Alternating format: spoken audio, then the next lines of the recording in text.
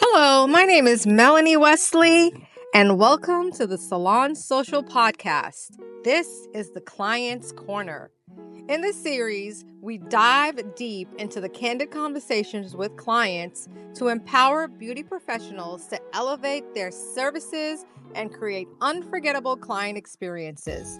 In the beauty industry, a customer's perception is our reality, and who better to share their insights than the clients themselves?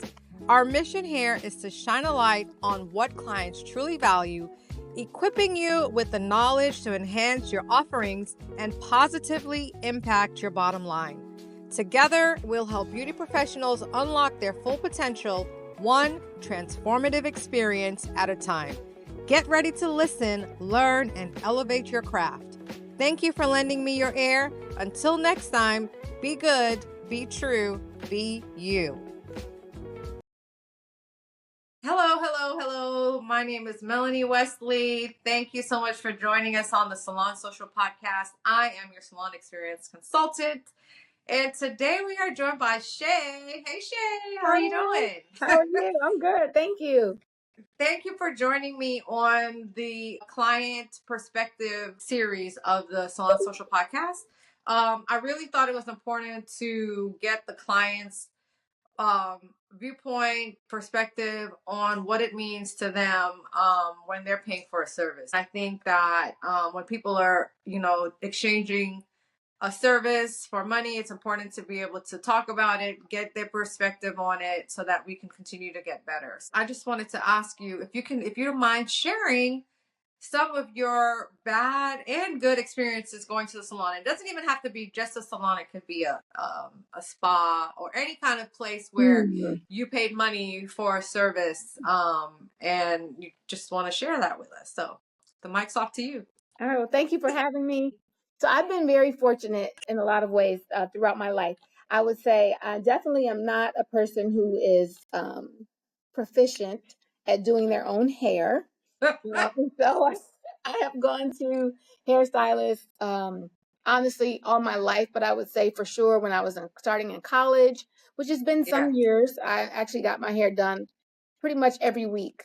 Wow. I kind of had like a standing Saturday morning appointment type of thing. And I was really fortunate that the person, I had one hairstylist who I was with literally for probably at least 15 years. Wow. Yeah. So she did my hair, I would say starting as a sophomore in college, she did my hair all the way through college. I then moved out of state, came back, and she did my hair for another probably 10, maybe 12 years. Man. When I transitioned to natural hair, I had the experience of going to lots of different stylists. I would say some positive, some good experiences, some not so good experiences. And then I landed, it's been a minute, but I landed years ago on an awesome natural stylist, who happens to be facilitating this podcast. And I feel like that experience has been really awesome as well. And so I would say, I'm going to start with the not so great experiences I've had. Also, I do have 3 children. So some of my experiences are taking my son, who's now 16, to get his hair done. And so they have varied from, we have an appointment at 6 and maybe we'll get in the chair by 8:30, to, I'll say, hey, this is when he gets his hair twisted. This is what he likes. Yeah. He likes to have he likes to have a soft a blowout first. And then the person will basically say, I don't need to do that, or I know what's best. And then of course at the end. So they do what they want to do. And it ends up not being what he wanted. Right.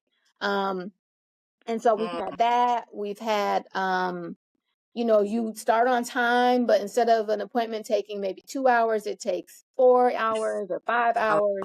Wow.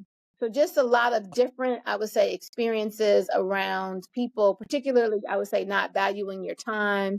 And then, people who feel like they know the best way. And the irony is I will be the first to admit that I don't know, I'm not good at styling my own hair. So I really don't know all the latest and greatest information about what's best for natural hair. But I do know what I like or how I Right. like my hair to look. What the So results should look like. Yeah. So it right. sounds like you were having like you because you mentioned you were with your previous stylist for quite a while, and that's when you were permed or relaxed. Mm-hmm. And then once you kind of transitioned to natural, it was a little bit more difficult finding someone that really could give you the results that you were looking for. And it could be, I don't know what the time frame of that was, but it could be that the whole industry kind of shifted, and then you had a lot of people who were kind of figuring it out as they were going. They didn't really have all of the products that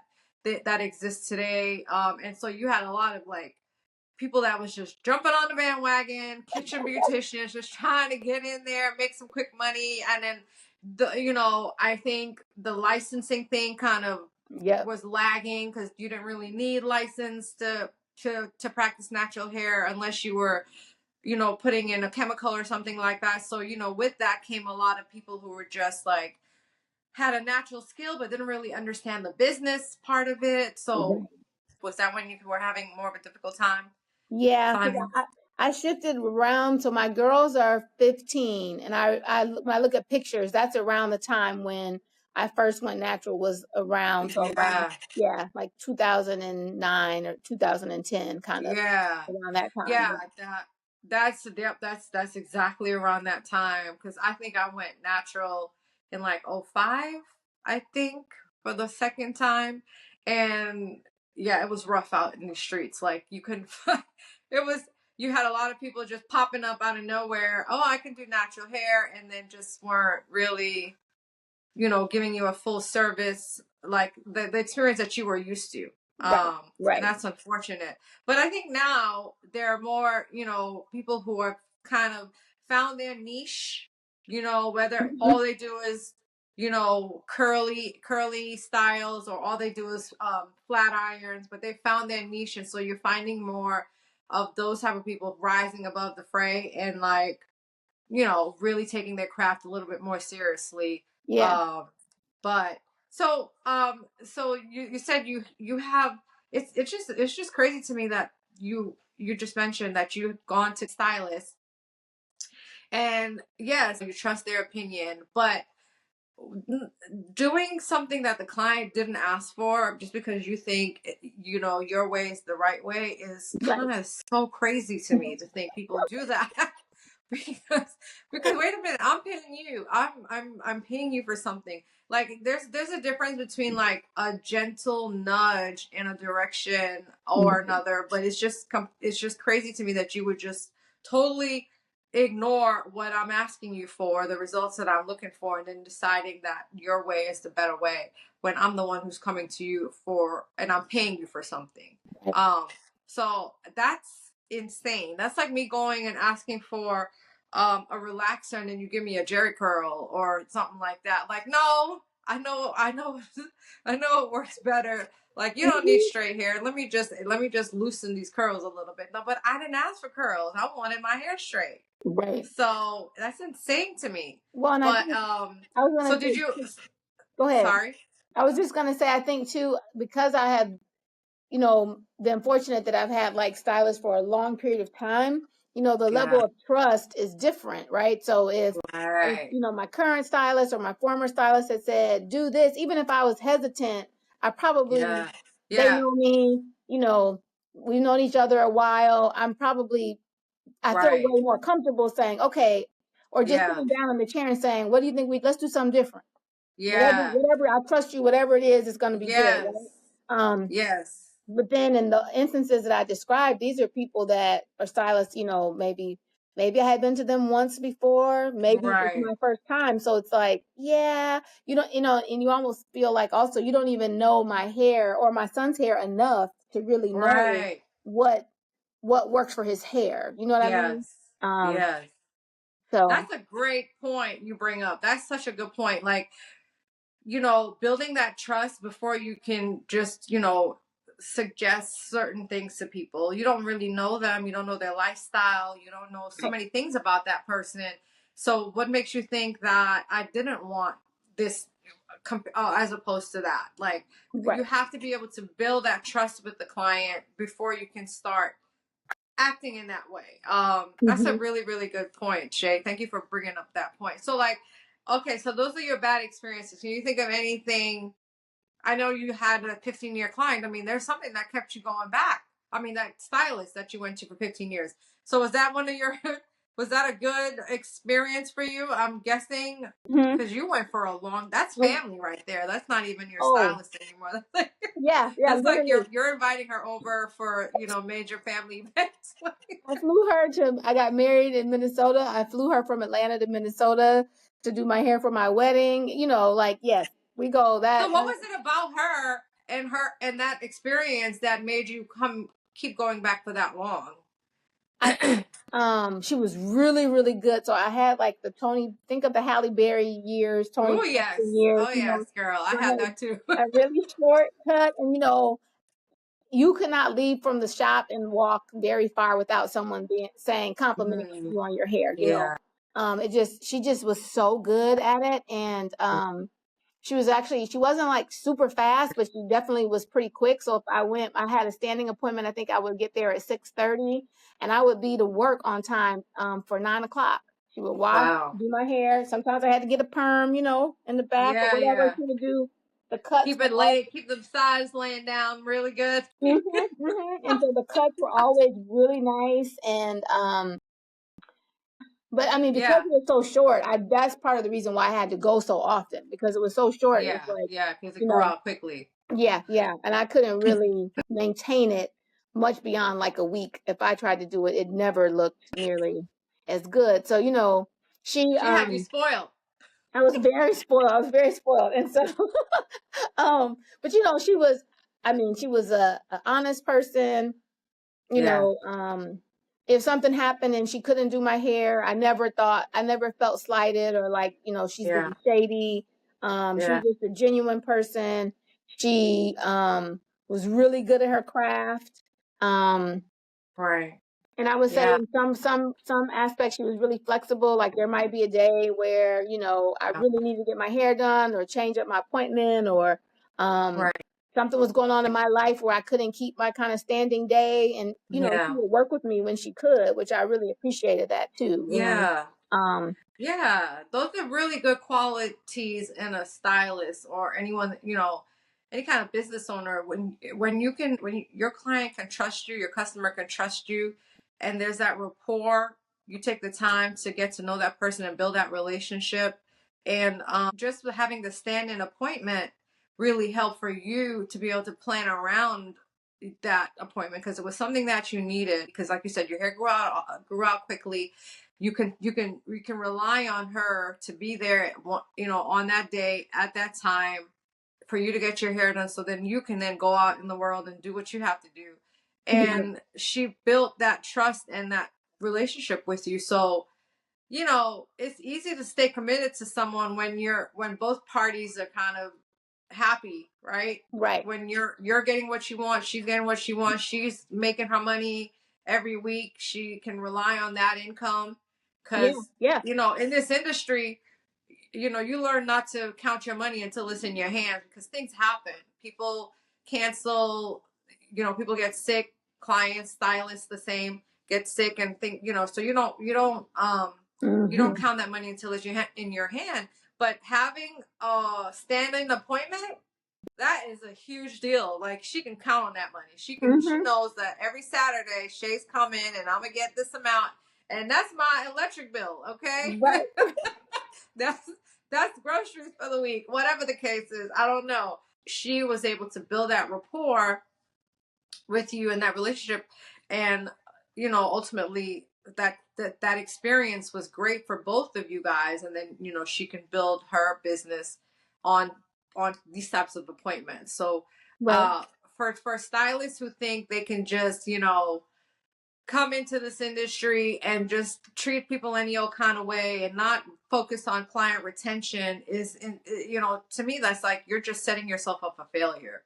Because right. yeah, you might get that money right now, but that money that money is not going to be, you won't be able to rely on it. You won't be able to rely on it, and then that you're ultimately cutting your career short, because bad news travels faster than good news, and people will not speak of you positively. So with that said, would you pay more for a better experience, and why? I think so. I mean, I say that as someone who, again, I have 3 children. So when I would say for me, maybe not my children, and that's bad, Yeah. but I you know, know. We can't help ourselves. I know. I would just say, just because it is really hard to find like a person who is consistent, a stylist who's consistent, who you actually, like the way that your hair looks, Yeah. after it's done. I Yeah. think, COVID in some ways kind of helped because, if you think about kind of historically, like think about the Black salon experience, it was really, you go on a Saturday and you might be there all day. You might, Girl, you at least all 4 hours, day. right? At least 4 hours, right? Just You would playing bring a snack. You would bring lunch. You from are work, there for the day. Like, right? And so, and even if you felt you had the first appointment, right? yeah. It doesn't, when by the time the other person comes in behind you, and today they're getting a perm and a color and a Right. whatever, like the swapping in and out, or let's say, you got to sit under the dryer, I right? know. Just like all For those way things, too right? long. And so I think COVID in some ways helped because now more stylists, or some stylists, are doing where it's just you and that client, right? Yeah. And then then when you leave, the next client comes, or Yeah. close to when you leave, the next client comes. So I think that can help in terms of like timing, but Yeah. even still, you Yeah. know, it I think on any given day anything can happen, right? It could still Yeah. be a stylist has one client before you, but if that person needs more time or they want more Right. services, there's no Yeah. guarantee the stylist is able to stay on track, so Right. No. Yeah. Things happen. things happen. Yeah, people could be late, Right. anything. Things, yeah, Right. things happen. Yeah. So I mean, I think that for me, I would probably, and this is having a very recent experience with my son, maybe in the last year or so, we went somewhere and it reminded me literally of the Saturday morning in the Black salon, like back in the day, where I'm like, oh, I just left, went to the grocery store, went to the mall, came back, he still wasn't done. So, so it's like, I think I definitely am willing to pay more just for a different type Yeah. of experience. Yeah. I think yeah, the whole industry, like you said, has shifted. The whole the kind of their business model has shifted. So like back then, like you mentioned, it was like we had no other choice. Like you knew, you just set your mind, okay, I'm gonna be in here for 8 hours today, 6 hours today. I'm gonna get in at 8, even though my appointment says 8. I may not be seen until 10, and I might not leave until 1. Yep. But you just weren't.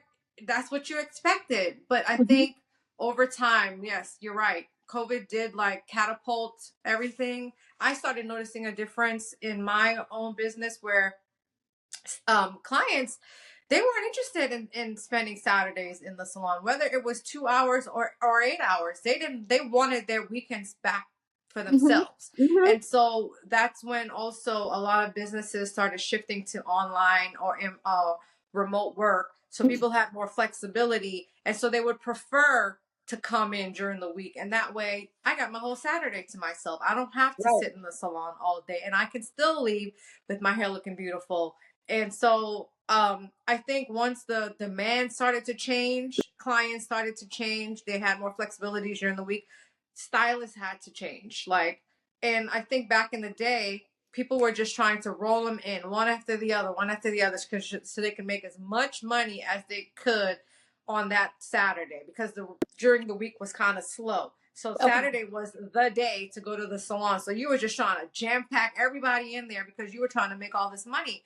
But it resulted in a terrible experience for the client. We Yeah. dealt with it. People accepted it because they had no other options. But now Right. people have options. People are like, I'm not paying you these ridiculous prices, and you're not even offering me a good experience. You're not even bringing any value to the service. Like, why am I here? I'm over here.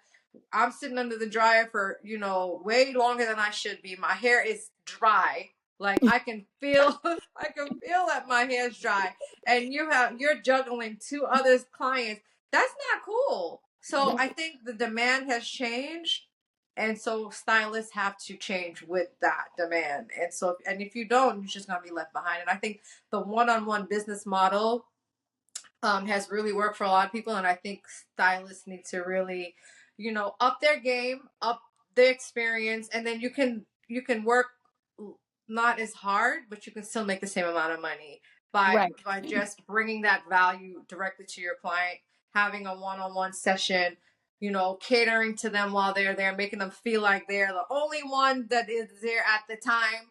Get them out the door, and here comes the next person, and then that's how I have always approached it, just from looking at other stylists doing it the way that we talked about before. I knew I didn't want to do that.